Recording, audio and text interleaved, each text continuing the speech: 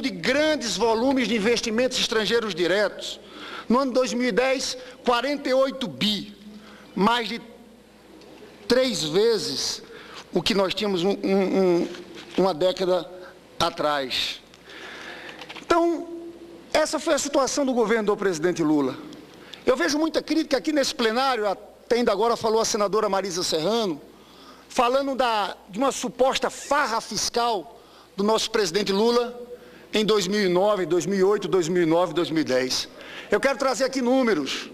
A nossa relação da dívida com o PIB, que era de 60%, caiu para 40% no último ano do governo do presidente Lula. O seu déficit nominal, que em 99 chegou a 10%, em 2002 chegou a 9,6%, está hoje em 2,6%, inferior a 3%, um dos melhores de todo o mundo. É claro que o governo teve que tomar, sim, com a crise de 2008, e foi acertadíssimo, teve que tomar decisões políticas corretíssimas. Quem não se lembra aqui das isenções, desonerações tributárias, das isenções do IPI? A isenção do IPI acabou em março de 2010. Agora eu vejo gente falando que podia ter acabado antes. Eu não vi ninguém falando que aquela desoneração tributária que estava sendo fundamental naquele momento para colocar a economia brasileira em recuperação, não vi ninguém sugerindo que aquele processo fosse interrompido antes.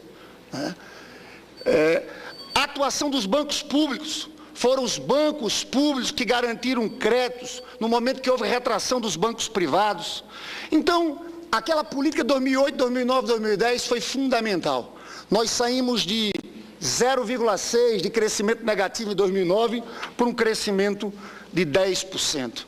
A tarefa da nossa presidenta Dilma é continuar isso, que ela chamou quando enviou aquela mensagem ao Congresso aqui, de nação economicamente desenvolvida, social e ambientalmente justas. Só que, para esse caminho, ela tem enormes desafios, vários gargalos, o da educação, a ampliação de vaga nas universidades públicas, o Pronatec é fundamental, continuar no caminho do presidente Lula de erradicação da miséria. Agora, tem uma nova conjuntura econômica internacional, com 2 graves problemas: câmbio e inflação. Isso, e eu retomo aqui a fala da presidenta Dilma na reunião do Conselhão, disso, esse governo da nossa presidenta Dilma Rousseff não vai vacilar no combate à inflação.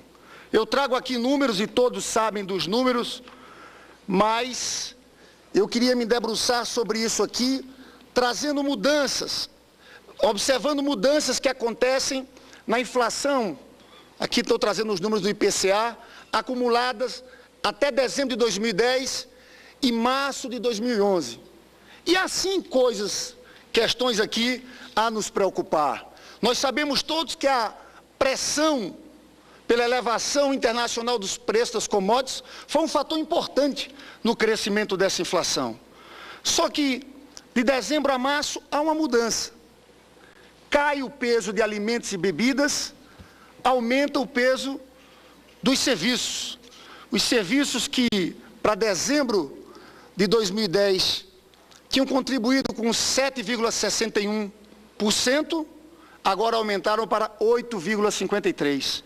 Alimentos e bebidas, que era de 10,39%, caíram para 8,76%. Ou seja, houve uma diminuição da pressão do preço das commodities, que continua sendo muito importante, e aumentou uma pressão por serviços. É claro, quando você olha despesas pessoais, empregado doméstico, cabeleireiros, no ponto da alimentação fora do domicílio, tudo isso nós temos que analisar com preocupação, porque são 2 coisas que nós temos que avaliar. Por um lado, a elevação do preço internacional das commodities, mas, por outro lado, uma pressão de demanda que existe pelo fato de ter havido uma mudança estrutural na economia brasileira.